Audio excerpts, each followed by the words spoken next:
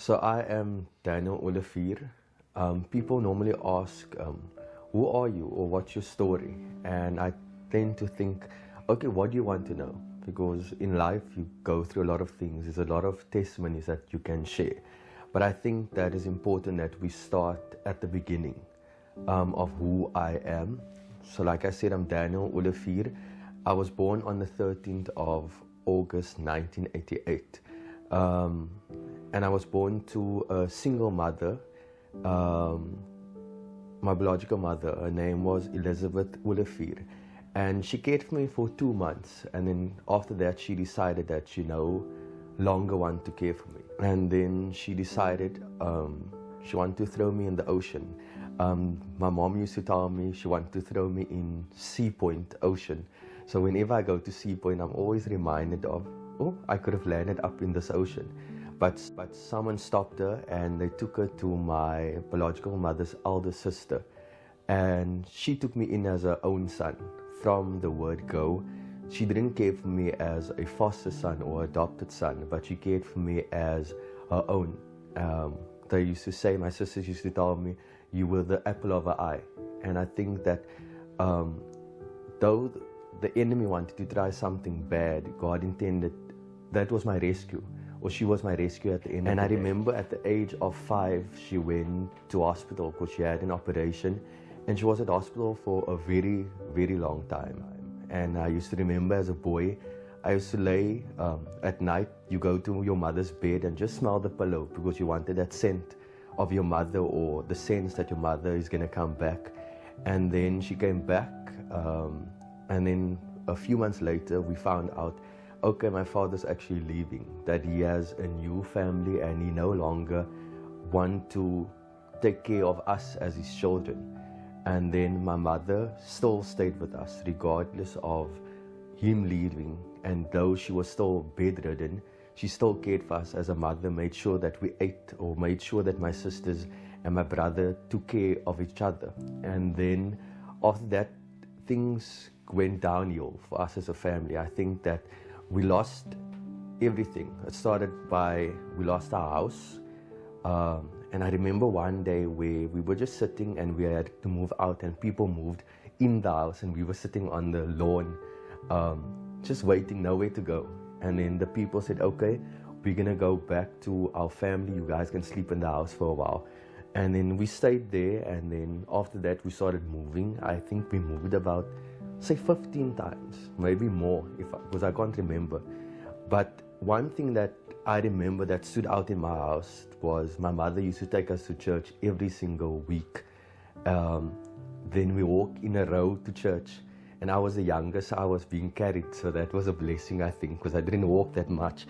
And then I grew up in church, but one thing that I remember as a youngster, or as a child, was the mother's faith. And my mother showing that God is real, prays for kids and prays for you, so that you can walk in the ways of the Lord. And at the age of 7, I got saved, and I discovered I can sing. And one of my favorite songs was, back then, is What a Mighty God We Serve. And indeed, God was mighty.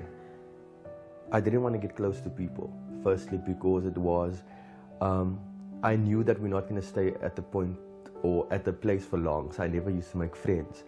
And then because also, you, while growing up, because at your siblings, they would sometimes say stuff like, jou ma wil jou nie geheer het nie, because you are kids.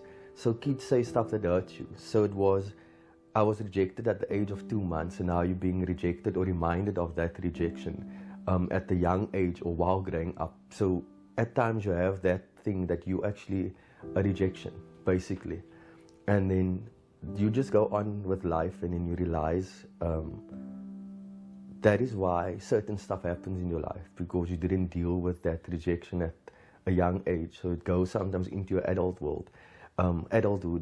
And then, even though I grew up in church and knew the love of a God, there was still something missing, because I didn't deal with that certain thing. And then life went on, and then I became a teenager, and I also had a few friends. And then in that, while I was growing up, I think you start searching for who you are, because you try different things. Like I remember I was 13 and I wanted to start clubbing because I thought that is going to be a fulfilling thing, even though you're in church, but you still want to try stuff. And then you go to a point where you actually realize, okay, now you need to find your identity, or you need to find who you are. And then you try, like I said, you try different things. And I went into another place where you search for your sexuality, basically. So that is a place where I went to, and I thought that is who I was, or something that I needed to deal with. And I ventured into it, and then I saw, okay, it can be who I am. Because you get to that point like where you don't care anymore, because you accept it there. People is accepting you for who you are, and it's okay to be that way. And then, yeah, I ventured into it, and then I matriculated in 2007. And I think that it was such a proud moment for my mom, because my son is matriculating. And I was like, wow, I'm so proud of myself, and my mother's proud of me, and my family's proud of me. And then I started working in 2008, and I cared for my mom. And I think that is one of my greatest achievements in my whole life. That if you should ask me what is the greatest thing you did, I think it was when I took care of my mom. Because I knew when I was growing up, there was nights where we went without food. There was days that I wore the same clothes, or I would wash the clothes the night and then wear the next day, wear that same clothes, because you didn't have anything, or you have only this amount of stuff, and you know this is for Sunday perhaps, and this is for this day. And then I matriculated, and then I took care of my mom, and I worked hard, I think. And I made sure that all the basic needs are met financially, that we had food every night, that everything was seen to. And then in 2011, my mom fell ill. And I remember it was the 16th of December where the doctor called me in, and she called me in, and she said, do you know your mommy is busy dying? And I was like, how do you mean? Like, my mom is busy dying? She's like, her kidneys is busy failing, and there's nothing we can do. And I was like, okay, so what can I do to make it better? She's like, your mom is going to be in pain, there's nothing you can do.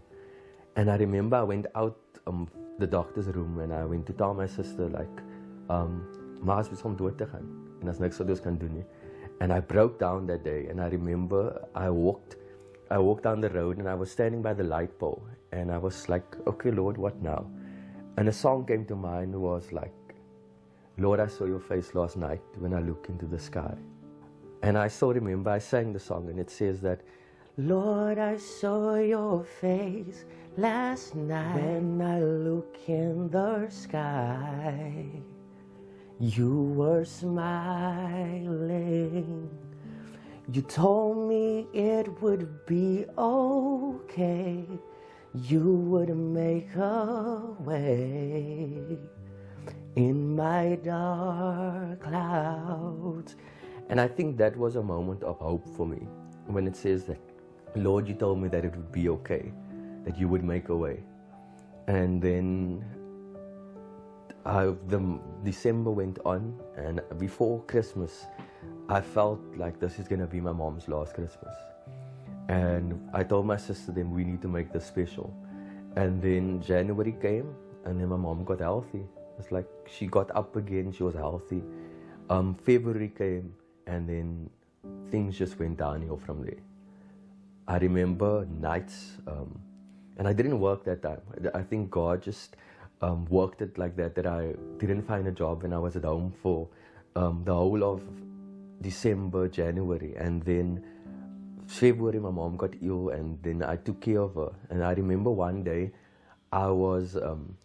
she was in pain, and I had to lift her up. And she said, sy's heeltyd gesê, Eina. And I was like, ek weet nie wat om te doen nie. And I burst out laughing, because it was a point like, I must take you to the bathroom, I kan nie jou vat nie. So ek weet nie wat om te doen nie. And I burst out laughing, and my nephew still told me, jy lag jou eie ma uit. And I was like, ek lag nie vir my ma uit, ek weet nie wat om te doen nie. So is either gonna laugh of ek gaan huil of ek gaan weet nie wat doen nie. And then I remember the week before or the weekend before she died, I was by my godmother's house and I was sitting there all day, the Saturday, and I was thinking, I told my godmother, ek wonder hoe gaan ek act by die funeral? And I was in a blues, I was sitting on one spot the whole day. The Sunday I went to church, the Monday morning, I remember 5:30, I said I'm going home now. And I walked from Portlands to Eastridge, and it was about a 20-minute walk, and it's that time of the morning. And I was at home all day, and then that day I got a call to say that the next day you have an interview. And I remember I told my mom, and then she just smiled. That was the last thing I remember. She smiled and I left to go to rehearsal. And in say half an hour later, my sister called me. They say, ma, hulle asem nie. Ek's like, hoe meen jy ma, hulle asem nie? Ek was al nou net by die huis. And then I went, they came to fetch me. And I went home and then the people were standing at the house and ek het ingegaan. And knowing me, I was calm. People mustn't see that Daniel's gonna break or Daniel's gonna is hopeless. And then I went in and I called my mom 5 times. I said like, ma. And I remember no response. And I told my nephew them, no, ma's weg. And then everything, people started phoning and everything just went on. And I think that the next day I still went for the interview. And the interviewer asked me, why, hoe lyk jy so? And I said, no, my mom actually died yesterday. And she's like, are you going to do the interview? I'm like, yeah. And then things went on. And then, okay. I think that was the hardest point in my life.